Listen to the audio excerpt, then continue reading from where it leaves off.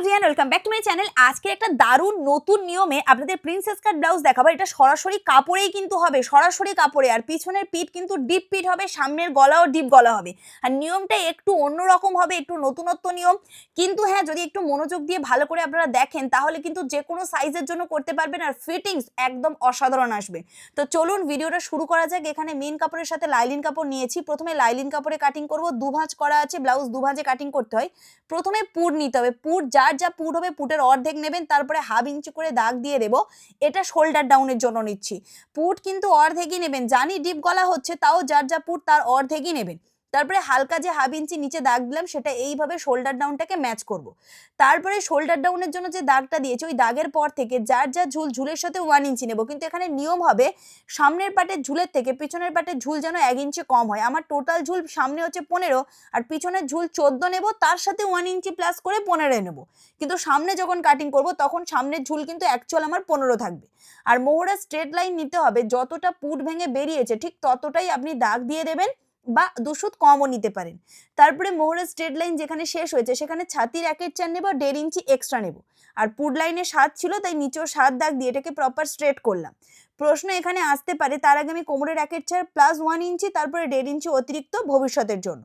এখানে অনেকের মনে হবে যে পিছনে হুকের ঘর করব, তাহলে হুকের ঘরের জন্য এক্সট্রা মার্জিন তো নিলাম না, ওটা নেওয়ার প্রয়োজনই নেই, এর ভিতরে সবকিছু আছে।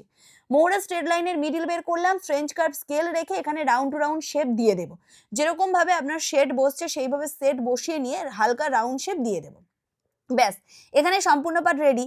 আর এখানে আজকের আমাদের পিঠের লম্বা যে যা খুশি করতে পারেন, 9, 10, 11, 12 যা ইচ্ছা আপনি করতে পারেন। আমি 10.5 ইঞ্চি লেন্থ রাখলাম। আর দাগটাকে স্ট্রেট করার পরে এখানে আজকের গলার চওড়া বলে কিছু নেই। এখান থেকে যে যতটা কাঁধের পট্টি রেডি চাইছেন তার সাথে 1 ইঞ্চি প্লাস দেবেন। দেওয়ার পরে যতটুকু সামনে পড়ে থাকবে সেটাই আপনাদের গলার চওড়া, যেমনটা আমি এখানে করলাম। আপনারা যদি ভিডিওটা ফাস্ট মনে হয় স্লো করে দেখতে পারেন। তারপরে এখান থেকে রাউন্ড শেপ এইভাবে দিয়ে দেবো। আমি গোল শেপ করেছি, আপনারা যে কোনো শেপ কিন্তু দিতে পারেন। সম্পূর্ণ পারে রেডি। সব থেকে ইম্পর্টেন্ট হচ্ছে মোহরা রাউন্ড রাউন্ড চেকিং করা। এটা সব থেকে ইম্পর্টেন্ট। আপনি এইভাবে চেকিং করবেন, যার যা মোহরা না প্লাস হবে না মাইনাস হবে, মোহরার অর্ধেক যেন এখানে আসে। যেমন আমার মোহরা ছিল 16.5, তার অর্ধেক 8 ইঞ্চি 2 সুত হয়, একটু কম হচ্ছে তাই হালকা রাউন্ড শেপটা একটু নিচের দিকে নামিয়ে নতুন করে শেপ আমি দিয়ে নিলাম। এবারে যেমনটা ড্রয়িং করেছি হুবহু এর ওপর দিয়ে কাটিং করে নেব, নিলেই কিন্তু আমাদের ব্যাক পোর্শন রেডি। ব্যাক পোর্শনের ঝুল কিন্তু 1 ইঞ্চি কম হবে ফ্রন্টের থেকে, মেন মেজারমেন্ট। যেমন আমার টোটাল ঝুল সামনে মানে মেন ঝুল 15, আর ব্যাক পোর্শন যখন কাটিং করেছি 14 ধরে কাটিং করে তাতে 1 ইঞ্চি প্লাস করেছি সেলাই মার্জিনের জন্য। ব্যাস, এখানে আমি সম্পূর্ণ পার্ট কেটে নেব। পুরো পিছনের পার্ট রেডি। সামনের পার্টের জন্য এখানেও আমি দুভাঁজ করব, হাতের সাইডটা জয়েন্ট সাইড থাকবে। আর আপনাদের জন্য গুড নিউজ আছে, নতুন অনলাইন ব্যাচ শুরু হচ্ছে, যেটা ফেব্রুয়ারি মাসের 15 তারিখ দিয়ে। অল টাইপ অফ ব্লাউজ আছে, 6 রকম টাইপের blouse, silicon pad, paper pasting সবটাই থাকবে। রেকর্ডিং ক্লাসও পাবেন লাইভ টাইমের জন্য। তাড়াতাড়ি এই নাম্বারে ফোন করে নিজেদের নামটা লিখিয়ে দিন, কারণ সিট বেশি নেই। তো এখানে দেখুন আমি দাগটাকে স্ট্রেট করার পরে পুট যা তার অর্ধেক নিলাম, তারপরে মোহরা স্ট্রেট লাইন নেব, দাগটাকে তারপরে নিচের দিকে স্ট্রেট করার পরে পুট ভেঙে যা পেয়েছি মোহরা স্ট্রেট লাইনের জন্য সেম টু সেম সেটাই নেব। যেখানে মোহরা স্ট্রেট লাইন শেষ সেখান থেকে ছাতির মেজারমেন্ট হবে, এখান থেকে যার যা ছাতির 1/4 নিতে হবে। আর তারপরে 1.5 ইঞ্চি অতিরিক্ত নেব টেকিং এর জন্য, যে কোনো সাইজের জন্য নেবেন 1.5 ইঞ্চি। আর এরপরে আরো 1.5 ইঞ্চি অতিরিক্ত নেব, যেটা ভবিষ্যতের জন্য যদি কাস্টমার খুলতে চায়। এইটুকু পার্ট হওয়ার পরে এখান থেকে এইটুকু পার্টের মিডল বের করব মোহরা স্ট্রেট লাইনের। আর মোহরা স্ট্রেট লাইন থেকে হাফ ইঞ্চি ভিতরে কম্পালসারি যাবেন তাল পাটের জন্য, কম্পালসারি হাফ ইঞ্চি ভিতরে গেলাম, দাগটাকে এইভাবে ম্যাচ করলাম। এখান থেকে হালকা হালকা ডট ডট দিয়ে রাউন্ড শেপ দিয়ে দেবো। আপনারা চাইলে এখানে ফ্রেঞ্চ কার্ভ ব্যবহার করে রাউন্ড শেপ দিতে পারেন। Shape ready. তারপরে ওপরের হাফ ইঞ্চিটাকে ছাড়ার পর দিয়ে যার যা হচ্ছে পয়েন্ট তার সাথে 2 সুত দিয়ে এক্সট্রা নেবেন, এটা কম্পালসারি। আর যার যা ঝুল ঝুলই নেবেন, 15 ঝুল 15ই নেব, না প্লাস না মাইনাস। তারপরে দাগগুলোকে স্ট্রেট করব, কারণ এর নিচ থেকে আরো 2.5 ইঞ্চির মতন অতিরিক্ত নেব যে কোনো সাইজের জন্য, কারণ সরাসরি যেহেতু কাপড়ে হচ্ছে এটার আমাদের প্রয়োজন পড়বে, পরে বুঝতে পারবেন। দাগটাকে স্ট্রেট করলাম।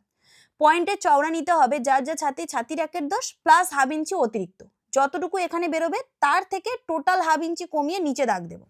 তারপরে দাগটাকে এইভাবে একটার সাথে একটা ম্যাচ করব।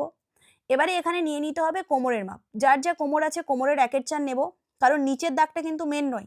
এরপরে খাপের জন্য আমরা খাপ কত নেব, এখানে 1.5 ইঞ্চি টেকিং সমেত যতটা হয়েছে সেম টু সেম দাগ কোমরের এখানে দাগ দেবো প্রথমে, তারপরে দেখবো মেন কোমর আর এক্সট্রা মার্জিন দিয়ে টোটাল কতটুকু গ্যাপ আসছে।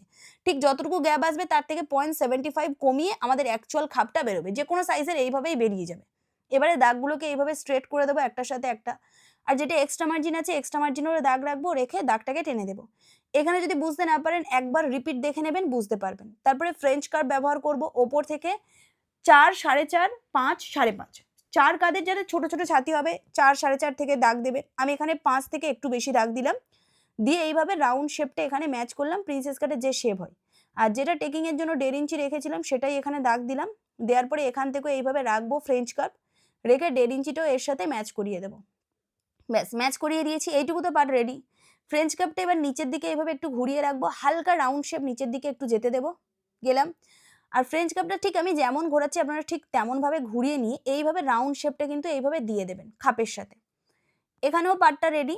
আর এবারে নিচ অবধি যে নিচের এক্সট্রা যে দাগটা নিয়েছি তার সাথে এইভাবে ফ্রেঞ্চ কাপটা নিচের দিকে রাখবেন, নিচের সাথে ম্যাচ করিয়ে দেবো।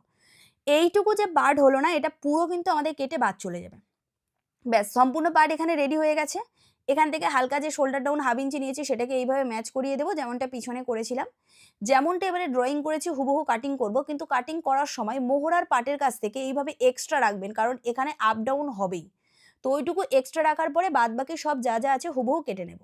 আর যারা এখনো ওয়েট করছেন না যে অনলাইন ক্লাস করতে পারবো কি পারবো না, অবশ্যই আপনারা একবার ভর্তি হয়ে দেখুন, দারুণ ফিনিশিং এর সাথে শেখানো হবে, রেকর্ডিং ক্লাস পেয়ে যাবেন, লাইফ টাইমের জন্য সূত্র সব পেয়ে যাবেন। তাহলে অপেক্ষা কিসের? সিট কিন্তু বেশি থাকে না, তাড়াতাড়ি এই নাম্বারে ফোন করে নাম লিখিয়ে দিন। আর এটা রাখার নিয়মটা একবার দেখে নিন, কারণ আপ ডাউন তো আর্মহোল হবেই। 1/2 ইঞ্চি নিচু করে রেখেছি, কোন পার্টটা নিচে রেখেছি বুঝতেই পাচ্ছেন, আমার যেটা হচ্ছে সাইডের পার্ট। আর যে 1.5 ইঞ্চিটা টেকিং দিয়েছিলাম না, সেই 1.5 ইঞ্চি এইভাবে নিচের দিকে নামিয়ে দিতে হবে আমাদের যেটা রাউন্ড শেপ হয়েছিল, ঠিক আমি এখানে যেমনটা করছি। আর এবারে নতুন করে এখানে রাউন্ড শেপ মানে আর্মহোলের নতুন রাউন্ড শেপ দিতে হবে। 1.5 ইঞ্চি নিচে কেন নামালাম, কারণ হচ্ছে 1.5 ইঞ্চি আমরা যেহেতু টেকিং দিয়েছি, আর্মহোলটা ঘেটে গেছে, তো নতুন আর্মহোল তো করতে হবে, ওই জন্য 1.5 ইঞ্চি নিচে আবারও নিচে নামিয়ে দিয়েছি। তারপরে এখান থেকে ফ্রেঞ্চ কার্ভ রেখে আবার নতুন করে আর্মহোল শেপটা এইভাবে নিচের দিকে নামিয়ে দিলাম। দেখুন, দিলেই আমাদের নতুন করে আর্মহোল রেডি। সামন পিছনে কোনো রকমের কোনো প্রবলেম আসবে না, যেটা এখন আমরা দেখালাম। এখানে অবশ্যই সবথেকে important part round to round checking করা, মোহরা রাউন্ড। কিন্তু যখন আমরা সামনের পার্টের মোহরা চেকিং করব, তাতে মিনিমাম 0.75 বেশি থাকতে হবে মোহরার অর্ধেকের পরে। কারণ যেহেতু প্রিন্সেস কাটের এখান থেকে সেলাই হবে, সরাসরি কাপড়ে করছি, তাই যার যা মোহরা আছে তার অর্ধেক, যেমন আমার মোহরা 16.5, তার অর্ধেক 8 ইঞ্চি 200, তার থেকে 0.75 অবধি কিন্তু বেশি যেন থাকে, মিনিমাম 0.75 থাকতেই হবে যে কোনো সাইজের। আর যদি এরকম মনে হয় কারোর বড় ছোট হচ্ছে, হালকা ফুলকা আপ ডাউন করে আপনি ঠিক করে নিতে পারেন। আর ম্যাক্সিমাম সবার কিন্তু ঠিকঠাক চলে আসে। রাউন্ড শেপটা সবথেকে ইম্পর্টেন্ট ম্যাচিং করা। সম্পূর্ণ পার্ট এখানে আমার রেডি হয়ে গেছে, যেমনটা ড্রয়িং করেছিলাম হুবহু কাটিং করে নিয়েছি, ব্যাস পুরোপুরি রেডি। এবারে এখান থেকে আমি রেডি শোল্ডার নিয়ে নেব। রেডি শোল্ডার যেটা আমরা পিছনে যেমন করেছিলাম, যে যতটা রেডি শোল্ডার রাখতে চাইছেন তার সাথে 1 ইঞ্চি অ্যাড করবেন, আর যেটুকু পড়ে থাকবে পার্ট ওটাই আপনাদের গলার চওড়া। নিচের দিকে সেম টু সেম দাগ দিয়ে দেবেন, না বড় না ছোট, প্রপার যেন বক্স হয়। আর এখান থেকে যে যা গলার লম্বা করতে চাইছেন তার সাথে আপনি 1/2 ইঞ্চি বেশি দিলে দিতে পারেন, না চাইলে নাও দিতে পারেন। ঠিক যতটা দাগ পড়বে ততটা দাগ দিয়ে দেবো। দেওয়ার পরে দাগটাকে স্ট্রেট করে দেবো। আর এখান থেকে আপনি চৌকো করলে চৌকো, সুইট হার্ট করুন, গোল করলে গোল করুন, যার যে গলার শেপ ইচ্ছা আপনি সেই মতন এইভাবে শেপটাকে দিয়ে দেবেন। ব্যাস এখানেও সম্পূর্ণ পার্ট আমাদের রেডি। এবারে এই রাউন্ড শেপটা কেটে দেবো। তাহলে আমাদের দেখুন সামনের পার্ট পুরো রেডি হয়ে গেছে। কিন্তু এখানে সবথেকে ইম্পর্টেন্ট পার্ট হচ্ছে side fittings to fittings match করা। কারণ কি, আমাদের সামন পিছনের ঝুল বড় ছোট ছিল, তো সাইড ফিটিংসের দাগটাকে এইভাবে মুড়িয়ে নেব যাতে fittings line to fittings line রাখতে পারি। এবারে fittings line to fittings line সামন আর পিছন এইভাবে ম্যাচ করিয়ে রাখতে হবে। দেখলেই বুঝতে পারবেন আপ ডাউন কম্পালসারি হবেই হবে। যেহেতু আমরা অনেকটা বড় করে রেখেছিলাম, ঠিক যতটা আপ ডাউন হচ্ছে সেটা আমরা পুরো স্ট্রেট করে কেটে দেবো। এটাই হচ্ছে নিয়ম, ওই জন্য প্রথমে আমরা বড় করে রেখেছিলাম। তো এখানে যতটাই আমাদের দেখুন আপ ডাউন এসছে, সেম টু সেম দাগ এখানেও দিয়ে দেবো। দেখে নিলাম যে দাগটা একদম ঠিকঠাক রয়েছে। আর এখান থেকে মানে পুরো অল ওভার কোমরের পার্ট থেকে এইভাবে কেটে বাদ চলে যাবে। এইবারে গিয়ে অ্যাকচুয়াল ঝুলটা আমাদের ঠিকঠাক জায়গায় আসবে। অনেকের মনে হতে পারে ম্যাম ঝুল তো তাহলে আপ ডাউন হয়ে গিয়েছে, একদমই তা নয়, ঝুল একদম পারফেক্ট থাকবে আর সাইড ফিটিংসের সময়ও কোনো প্রবলেম হবে না।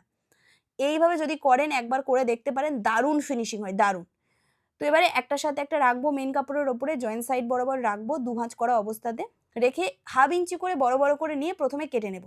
কারণ পরে যখন সেলাই করব তখন যেন আপ ডাউন না হয়, তাই প্রথমে বড় বড় করে সবগুলো পার্ট কেটে নিলাম। আর হাতার জন্য 4 ভাঁজে কাটিং করবেন, যার যা হাতার লম্বা তার সাথে 1 ইঞ্চি অ্যাড করবেন।